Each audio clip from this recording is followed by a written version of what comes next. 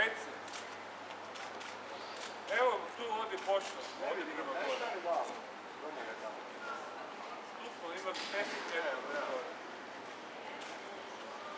Pa odi pošto gore, tu smo pošto strane kraju. I se nadalje unutra. Isi sam! Je, se nadalje. Stalo je.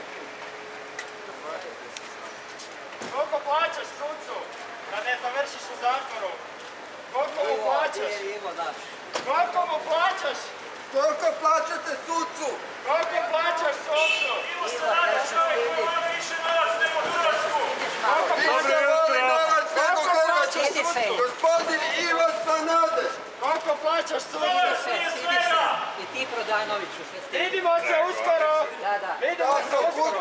Kulturanci! Koliko vama plaća da ga štitite? Koliko? Ovdje si ti!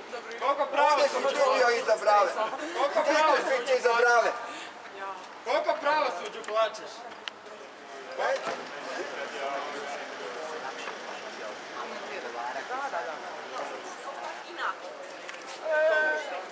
Koliko plaćaš stvar? Igrate se ja.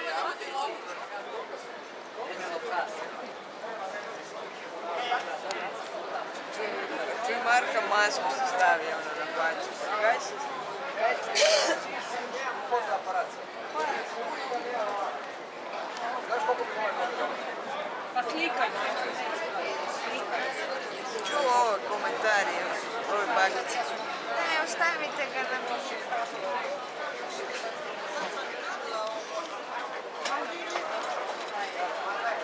Bravo mala iz glave, više genijalno.